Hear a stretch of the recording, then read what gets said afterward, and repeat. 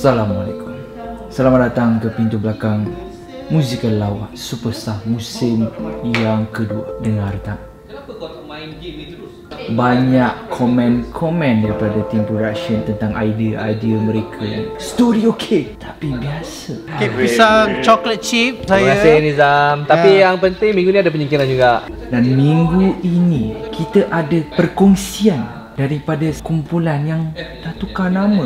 Perkongsian tentang apa? Sebenarnya dulu kami pernah hangat. Lepas tu kita ada kumpulan UNI yang dah berapa minggu kita tak dapat. Hanya dapat menonton di kaca TV, bukan di pintu belakang. Apa yang saya dapat korek, Ustaz dah semakin lawak. Aku nak cakap ni. Menjadi-jadi lah. Kita pun risau lah. Kita dapat satu capture moment yang di mana kumpulan STEM kena marah ke sebabkan idea-idea mereka tak berapa nak pergi ke. Dia tengok macam mana dia deliver nanti. Apa-apa pun, tengok video ni. Jawapannya semua ada dalam video ini.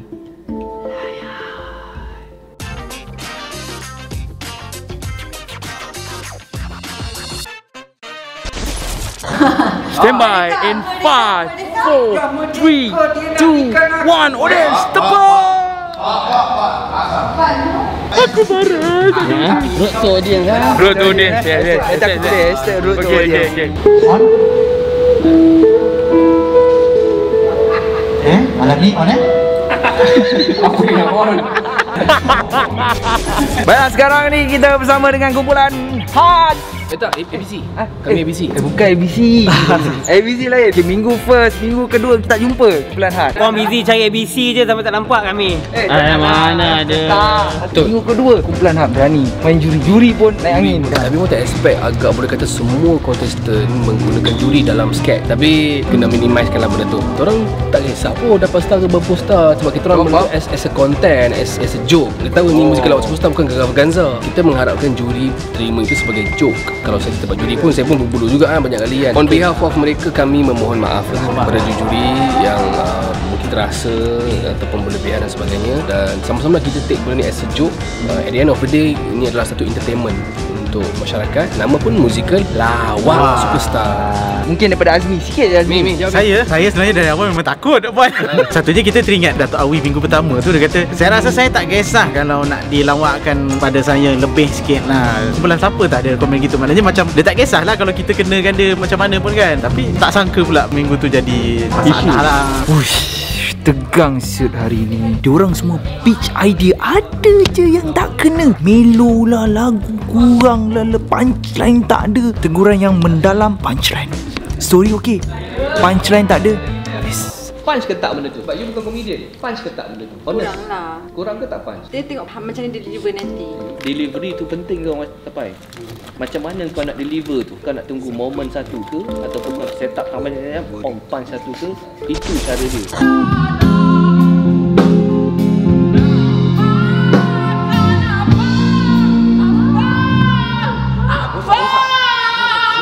Apa tu je? Apa? Usah. Masuk gitu orang cakap, dah. Sekarang ni kita bersama dengan kumpulan Jenggo. Jangan goyang.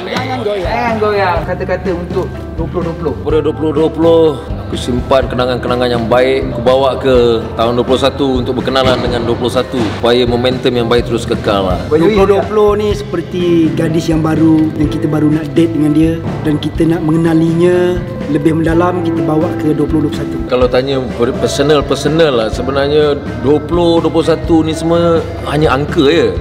Kau berubah pada setiap masa tau. Ini cuma ukuran timing yang bahawa setiap tahun ada 12 bulan. So just angka. Tapi kalau korang tak ada perubahan, tak kira lah kat mana apa angka beralih pun korang maintain macam tu. Tak ada perubahan tahun, tak ada. Yang ada adalah perubahan umur lah. Macam perasaan saya ni, dia seolah-olah macam kopi lah. Jangan mengeluh sebab apa kita sejuk. Tapi sebenarnya dulu kami pernah hangat. Pernah panas. Mana nak pergi tu kan. Maksud dia jangan mengeluh lah. Kita sejuk. Ya, betul. Sebab Jalan terus lah. sebab waktu dulu kita pernah panas. Pernah hangat dan mungkin boleh dipanaskan balik. Yes. Liku-liku hidup. Dulu abang ni siapa? Dan sekarang ni siapa? Saya ni membesar dengan darah-darah orang seni ya. So saya pantas dan Allah SWT bagi saya kelebihan untuk cepat berada dalam industri. Umur 18-19 dah hero dah. Kerana kepantasan ni saya pernah masuk dalam satu lubuk hitam yang mana saya masuk dalam lubuk kesombongan. Saya sombong. Jadi sejak masa saya malas nak buat, saya selalu kutuk karya orang. Sebab benda tu tak berilmu. Orang tak ada bakat pun boleh masuk. Aku punya rebel sebab aku sampai nak berhenti tau. Aku dah tak nak berada dalam art ni. Tapi at one point kau sedar bahawa bakat kau ni Allah SWT bagi untuk kau gunakan balik dalam industri ni. So aku come back. Family aku berkumpul semua, so aku come back, jangan buat kerja buruh. Aku nak angkat-angkat batu masa tu aku dah frust dengan industri. Tapi tak apa, aku balik pada agama, family tarik balik. So slowly aku pick up, panjat-panjat. Bila aku panjat balik tu aku pasal sedih. Aku buat resume aku apa semua, aku pergi hantar. Satu offer pun aku tak ada masa tu. Tiba-tiba aku dapat Puteri Gunung Ledang. Lepas tu Bilut, Rock, Lubra, semua aku dapat. Tapi aku masih ketat sebagai performer pentas. Tetapi apabila Joey datang untuk offer aku pula dalam satu lagi dunia lain, dunia lawak, jadi aku macam perasan aku boleh ke tak boleh melawak ni. Aku berseluruh pandai, tapi untuk melawak di atas pentas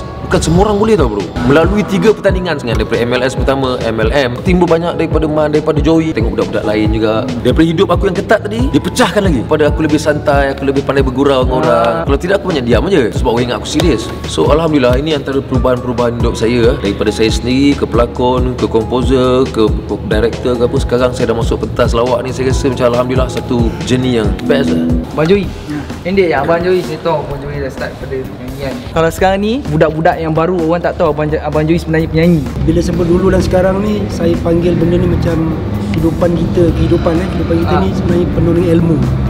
Macam dulu saya nakal, tapi saya bersyukur kenapa saya nakal. Kerana bila saya nakal, saya tahu apa itu kebaikan. Saya start daripada nakal dulu dan baru nak bertemu baik itu, baru saya tahu sebenarnya hidup ni tidak susah. Tetapi susahnya kita nak hidup. Bila kalau kita tak betul lah kita buat. Dengan lagi saya involve dalam industri ni, saya bersyukur bila saya involve hikmah dia.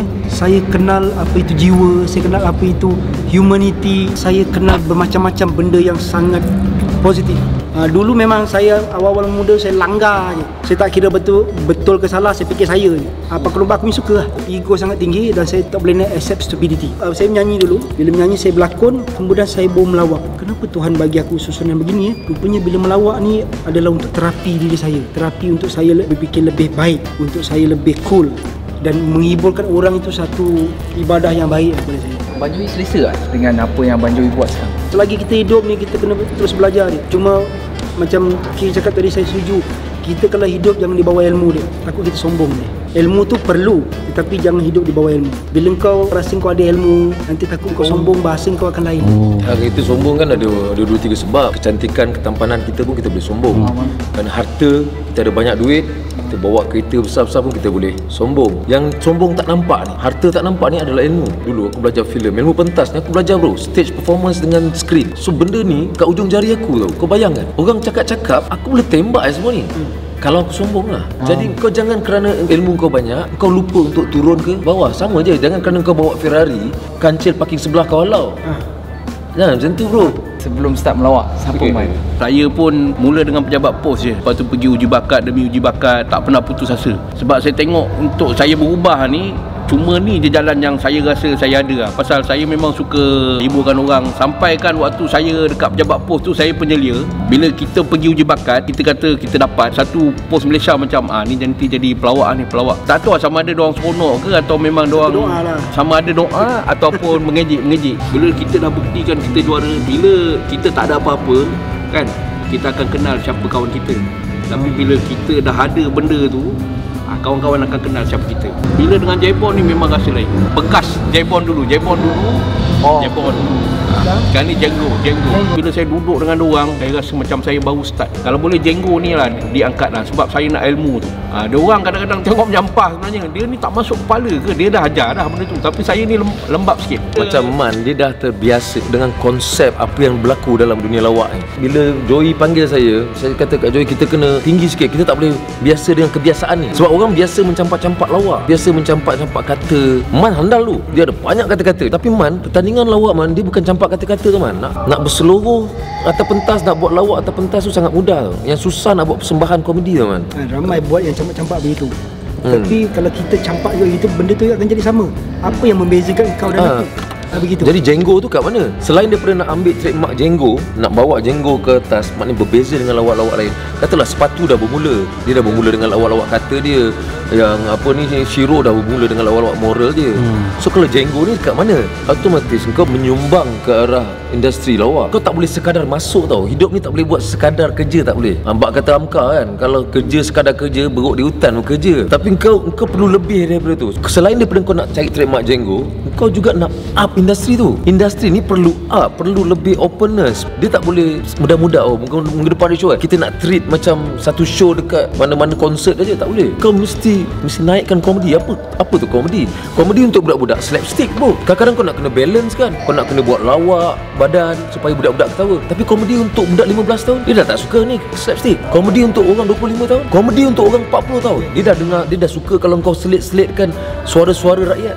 Django ni kerja untuk hidup, tapi kami hidup bukan untuk kerja tau. Dari segi reference lawak, banyak ambil isu semasa. Django, kita fikir semua peringkat. Kita fikir lawak bijak untuk orang dewasa, lawak budak. That's why kadang-kadang kita main juga dengan slapstick. Sebab budak-budak tengok slapstick dia ketawa. Dan kau kena pilih semua ni. Macam mana kau nak hiburkan semua? Ini lebih penting tau. Apabila kita buat untuk semua orang, hopefully juri faham ni. Kita tak boleh nak buat apa kalau juri tak faham. Satu aku beritahu lah, aku lepas aku tengok Gegar Vaganza, aku agak frust untuk Mus. Aku letak diri aku dekat tempat Mus, aku frust. Dia nyanyi konsisten daripada minggu pertama hingga ke semi final. Hanya kerana final dia flop, tak kena dengan forte dia, dia kalah.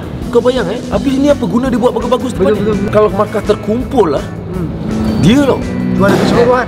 Tapi ni ibarat Cliff, dia manjat. Aku got nothing to against Cliff. Pap dia panjat. Final dia kena yang okey, terus dia champion. Apa ni? Kenapa kebagusanmu selama ni terhukum begitu je? Kita bukan cari juara mingguan ni, kita cari juara keseluruhan kan. So that's why Django tidak memikirkan sangat untuk kau attack. Sebab Django sebelum ni saya Joey, kita buat daripada awal tau bro. Semua kita attack tau bro. Hanya kerana final kita select, kau terhukum. Kau bayangkan kalau setiap minggu semua orang berlumba. Kau bayangkan performance kau semua power tu. Ini pasal kau nak kira final, kau bagus macam mana pun bro, ni bukan final. So bagus untuk maintain. Bagus untuk maintain.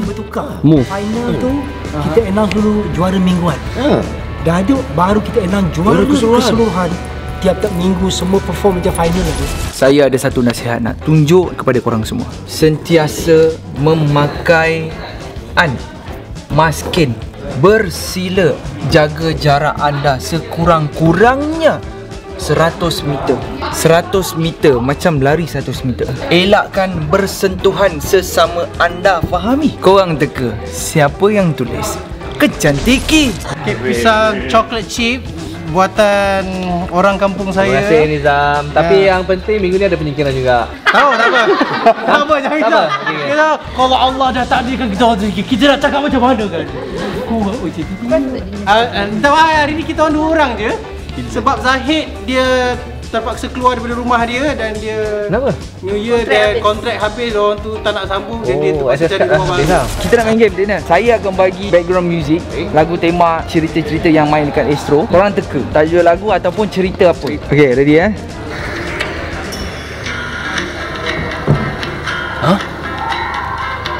Ni apa, filem ke apa? Ya, ini Kampung Boy. Yes, kamu boy. Aku baru nak jawab Putih Gunung Ledang ni. Saya banyak jawab. Layan nak? Saya layan Kampung Boy. Azmi layan nak? Layan tu kan cerita-cerita. Dia layan dengar je. Azmi banyak layan yang drama-drama dekat website tu kan. Private casting benda tak ada benda. Okay, seterusnya.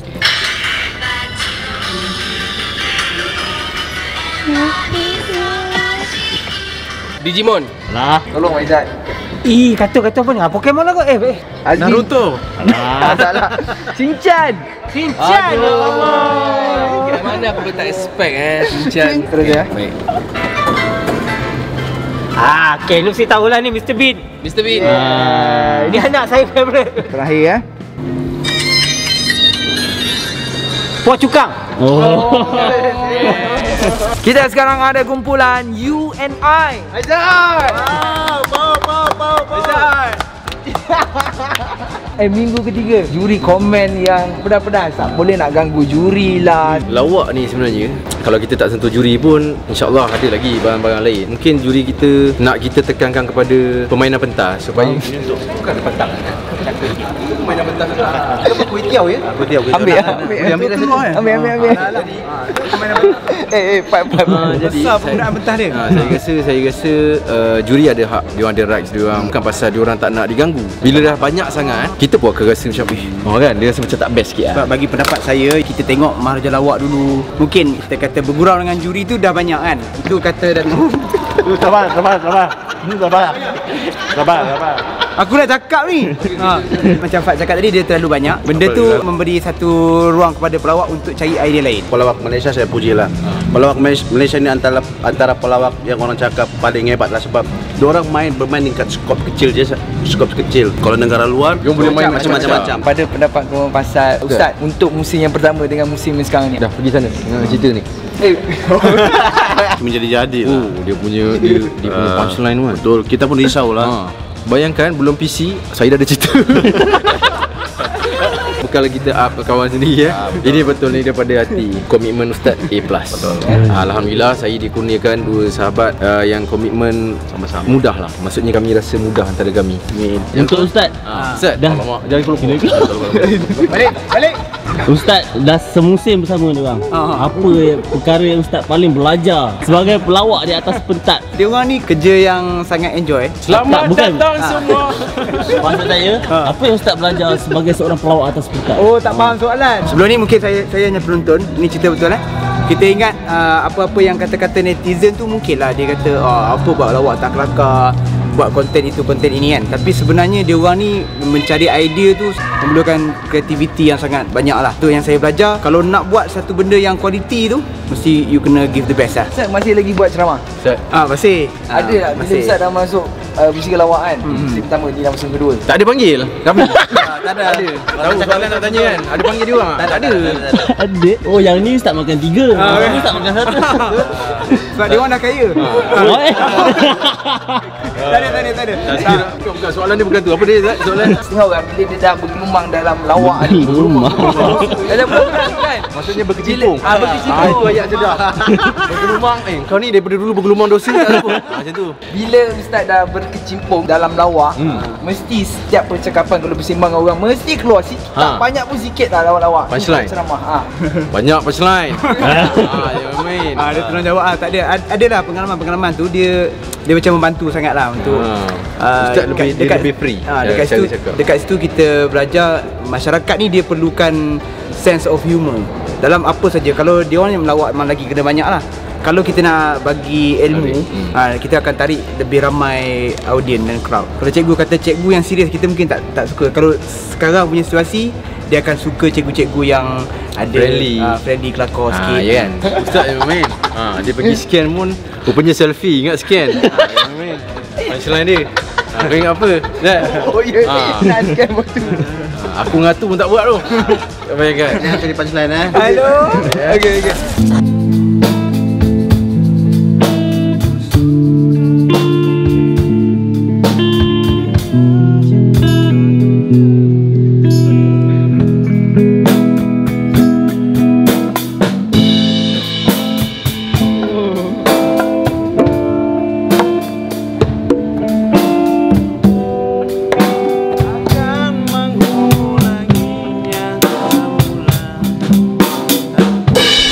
Harapan untuk tahun 2021. Satu, aku nak buat balik aku punya badan. Ini badan api. Ni badan aku sekarang untuk hujung 2020. Aku target hujung 2021 aku kecil sikit. Sebab dulu lah sejarah 2018 aku pernah hilang 25 kilo. Hari ni 31. So aku akan jumpa korang balik untuk yang nak kecilkan tu 31 Disember 2021. Ingat tak ada satu momen yang suara viral tak selaku. Dia kata dia nak bogel tu kan. Aku biasa bogel depan orang. Tapi Aku takkan edit video ni. Dari segi kesihatan? Kesihatan aku nak lebih sihat lah. Kita kerja back to back tu kan. Dalam masa kita kerja-kerja ni, kita kena jaga kat kesihatan kita supaya kita boleh lebih lagi, orang kata apa, lagi semangat lah nak kerja kan. Dari segi negara, aku nak kalau boleh semua sekali jadi back to normal lah. Orang cakap rumor-rumor kata kalau tahun ni teruk, tahun depan lagi teruk. Kita tak nak macam tu. Kalau boleh hari ni, sekarang ni, dalam pandemik ni, untuk ke depan kita tahu apa benda plan yang kita nak buat kan. Sebagai pengurus pentas, rasa ada kena buat satu hashtag lah. Hashtag apa? Road to Audience.